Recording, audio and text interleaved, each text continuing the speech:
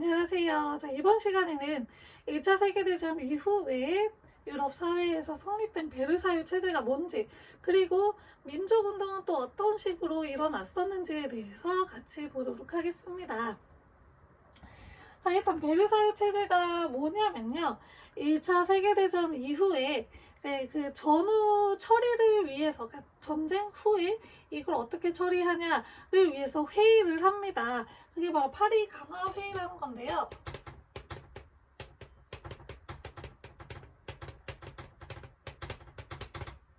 이 파리 강화 회의에 참여했던 미국의 윌슨이,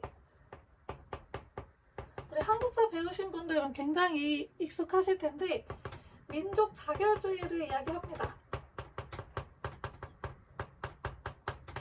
그 민족의 운명은 그 민족이 결정한다라는 민족 자결주의를 이야기하고, 그리고 비밀 협약 맺지 말자, 비밀 협약 금지하자, 이런 이야기를 담은 14개 조항을 이야기합니다. 평화 원칙 14개조라고 하는데요. 이런 것들을 이야기한 게 바로 이 파리 강화 회의입니다. 그리고 나서 여기서 이제 조약을 맺어요. 베르사유 조약인데, 이 조약에 의해서 유럽의 질서가, 전후 질서가 형성이 됐기 때문에 베르사유 체제라고 이야기합니다. 이 베르사유 조약은 주로 무슨 내용이 있었냐? 패전국들 있죠. 전쟁에서 진 패전국가에 대해서 보복주의가 좀 강했어요. 그래서 대표적으로 독일이 어마어마한 배상금을 물게 되거든요.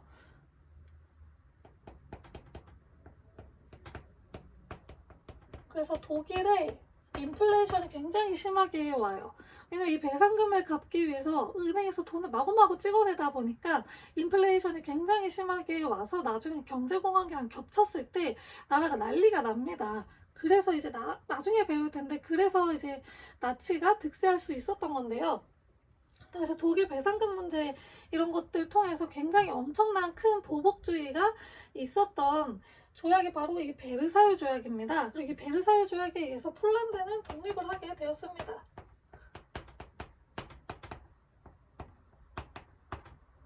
자, 그리고 이 전쟁 이후에 우리 더 이상 전쟁을 이제 맺지 말자 라고 하면서 국제연맹이 만들어져요. 지금 국제연합 있죠. 그거의 약간 전신이라고 볼 수도 있는데, 이 국제연맹이 만들어졌는데요. 여기에 좀 한계점은 뭐냐? 패전국들은 참여가 불가능했고, 미국도 빠졌어요. 미국도 참여를 안 했고, 무엇보다도 그 군사적으로, 무력으로 제재할 수 있는 수단이 없었어요.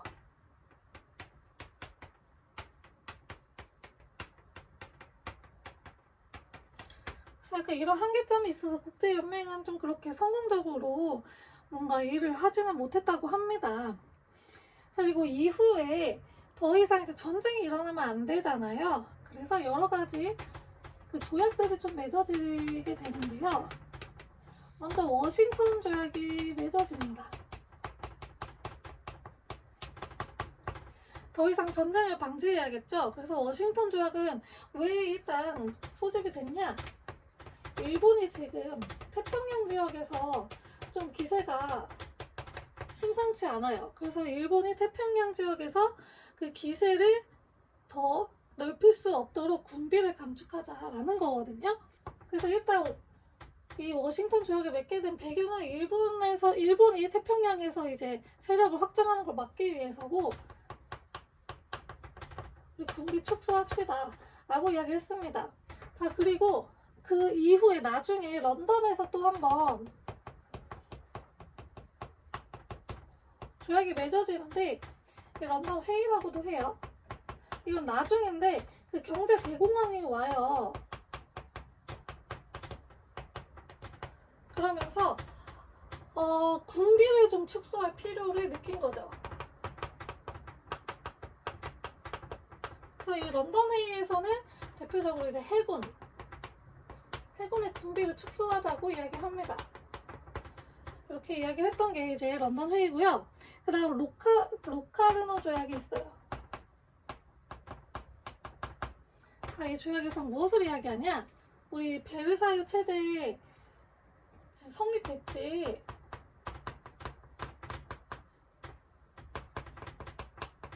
이거 지켜야 돼. 준수하자. 라는 걸 다시 한번 확인한 거고요. 그리고 문제 해결할 때 우리 이렇게 싸우지 말고 평화로운 방법으로 하자. 라고 한 게 로카르노 조약입니다. 그리고 이후에 켈로그 브리앙 조약이 있는데요.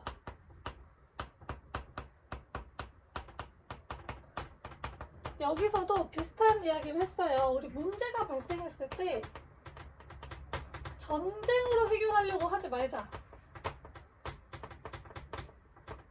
전쟁 절대 하지 말자. 1차 세계대전 이후에 유럽은 좀 충격을 좀 많이 받은 모양이에요. 이런 식의 전쟁이 여태껏 없었다가 새로운 그런 형식의 전쟁을 맞닥뜨리다 보니까 다시는 정말 전쟁이 일어나면 안 되겠구나를 강하게 깨달은 것 같아요. 그래서 문제 해결할 때 평화로운 방법, 그리고 절대로 전쟁으로 해결하지 말자, 이런 것들을 조약으로 할 만큼 굉장히 큰 깨달음을 얻은 그 모양이에요. 자, 그리고 아까 독일 배상금 얘기했죠. 배상금이 어마어마해서 독일 내에서 지금 감당이 좀 불가능한 상태까지 온 거예요. 그래가지고 이거 너무 가혹하다 해서 도스안, 영안, 그리고 로잔 회의라는 것도 있는데, 이 여러 번의 이런 회의하고 이런 것들을 통해서 독일의 배상금을 좀 감축을 해줬어요. 하지만 아무리 감축을 해줘도 너무 많아서 나중에 히틀러가 등장을 했을 때 배상금을 절대 갚지 않았다고 합니다. 이러한 것들이 이제 1차 세계대전 이후에 유럽의 이런 이제 체제들이 정립이 되었습니다. 자, 이렇게 1차 세계대전이 끝나고 유럽에서는 이렇게 서로 조약을 맺어서 더 이상 전쟁하지 말자, 우리 평화롭게 살자라고 하는 베르사유 체제가 성립이 될 때 여러 국가들, 식민 지배를 받았던 여러 국가들에서는 민족운동이 일어나기 시작을 합니다. 가장 먼저 중국인데요. 이 중국에서는 중국 내에서 군벌 세력들이 너무 성행을 하고 있었어요. 군벌은 군인 정치가들을 이야기하는데, 이 군벌 세력에 반대하고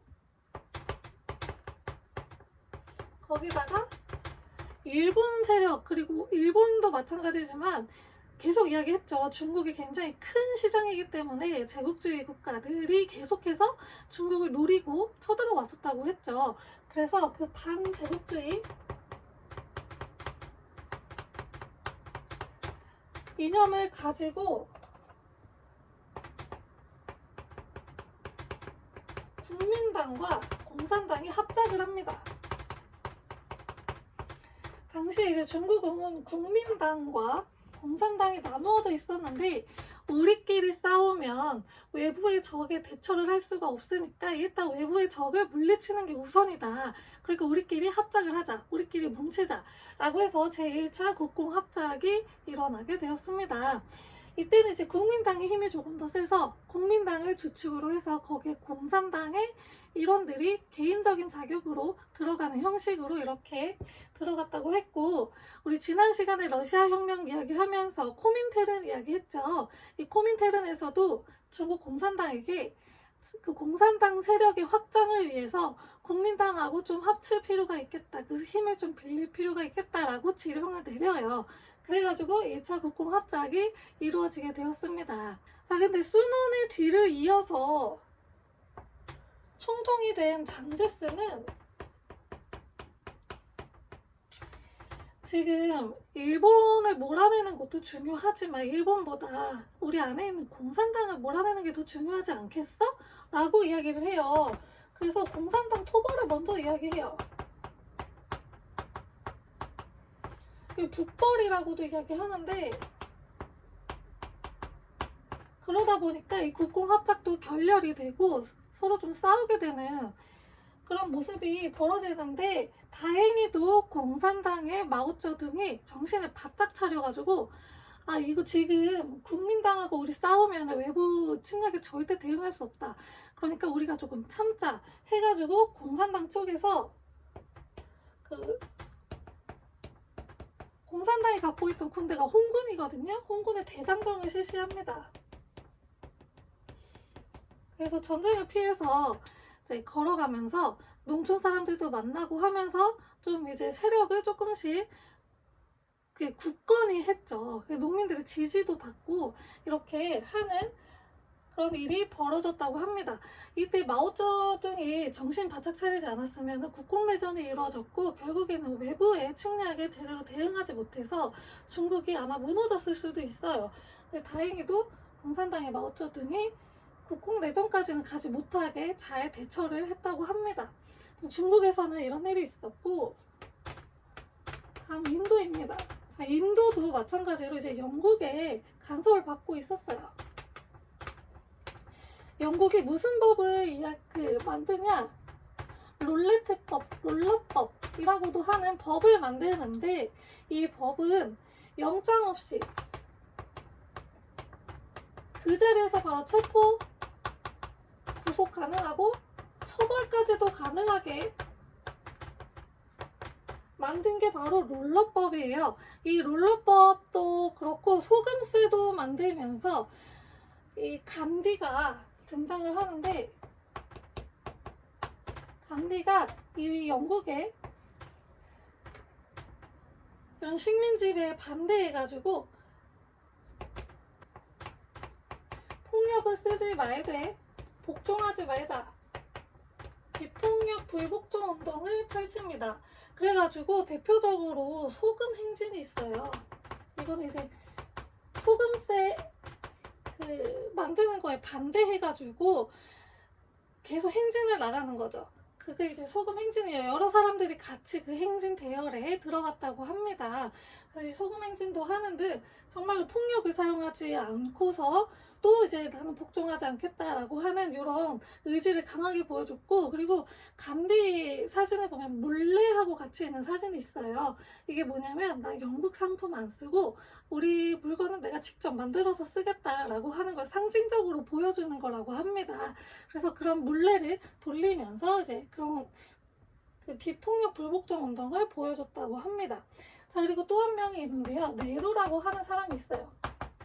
네루는 인도 독립동맹을 만들어서 이 영국 지배에 저항을 했고, 결국에 인도는 이러한 내부의 강력한 저항에 못 이겨서 신인도 통치법을 만들었습니다. 그래서 전체 지역은 아니지만 일부 지역에서 자치를 허락을 해줬다고 합니다. 다음 이제 동남아시아인데요. 동남아시아는 대표적으로 이제 베트남이 있습니다. 베트남은 프랑스의 지배를 받고 있었는데 당시에 누가 등장하나?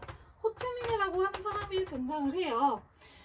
그러면서 호치민이 인도차이나 공산당을 만들어요. 그래서 프랑스 식민 지배에 대응을 했고요. 인도네시아에는 수카르노라고 하는 사람이 등장을 해서 식민 지배에 이제 대저항을 했습니다. 태국 같은 경우에는 식민 지배를 받지 않았다고 했죠. 그래서 그래 뭐라도 개혁을 좀 해야지 그런 식민 지배에 대항을 더 잘 효과적으로 할 수 있기 때문에 입헌군주제로 개혁을 하였습니다. 자, 그리고 서아시아 지역에서 볼 국가는 터키입니다. 지금 튀르키예로 이름을 바꿨는데 당시에 이제 이름은 터키니까 터키로 이야기하도록 하겠습니다. 여기서 누가 등장을 하냐? 무스타파 케말이라고 하는 사람이 등장을 해요.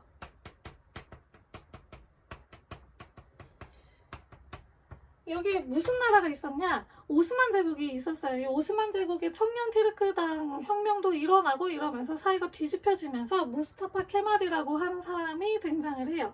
이 사람이 이제 무엇을 만드는 거냐? 바로 터키 공화국을 만듭니다. 그러면서 뭐 근대화 정책도 실시를 하고, 가장 중요한 거는 이 오스만 제국이 정치하고 종교가 일치가 되는 술탄 칼리프제였는데, 이 술탄 칼리프를 폐지를 해서 술탄을 아예 폐지를 해요. 그래서 정치와 종교를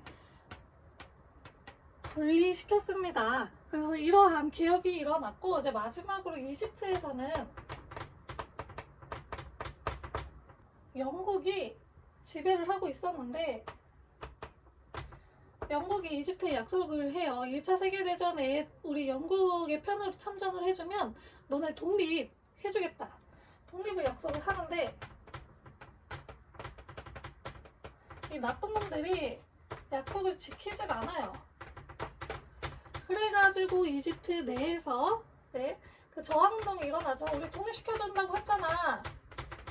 왜 안 시켜줘? 라고 한 거예요. 그래가지고 결국에는 이집트의 독립을 허락을 해줬습니다. 그래서 이집트가 독립을 하게 되었습니다. 자, 이번 시간은 1차 세계대전 이후에 유럽 사회 그리고 다양한 국가들에서 어떠한 모습들이 나타났는지 살펴보았습니다. 유럽 내에서는 베르사유 체제가 형성이 되면서 우리 더 이상 전쟁으로 모든 걸 해결하려고 하지 말자. 제발 평화로운 방법으로 해결하려고 하자라고 하는 여러 가지 조약들이 맺어지고, 그리고 또 군비도 축소하자. 더 이상 군대에 돈 쓰지 말자. 군비 축소하자라고 하는 그런 조약들도 맺어졌습니다. 그리고 독일에 대한 배상금이 너무 가혹해서 배상금을 좀 줄여주자라고 하는 이야기들도 나왔고, 그 이외에 다양한 지역, 중국, 인도, 뭐 동남아시아, 서아시아, 그리고 이집트에서는 그러한 제국주의 세력에 반대하는 여러 가지 움직임들이 일어났다고 이야기했습니다. 자, 이번 시간은 2차 세계대전 이후에 그런 모습들을 살펴보았고요. 다음 시간에는 우리 세계대전이 총 몇 차례 일어났는지 혹시 아세요? 2차례 일어났어요. 1차 세계대전이 끝나고 나서 다시는 전쟁이 없을 줄 알았는데 너무너무나도 경제 상황이 좀 안 좋아지게 된 거예요. 그래가지고 국가들 나름대로 굉장히 그 경제 위기를 타개하려고 했지만 그러지 못한 국가들에게서 전체주의라고 하는 사상이 나타나게 되었습니다. 그러면서 2차 세계대전이 일어나게 되었는데요. 어떻게 일어나게 되었고 어떤 결과가 있었는지 다음 시간에 살펴보도록 하겠습니다. 감사합니다.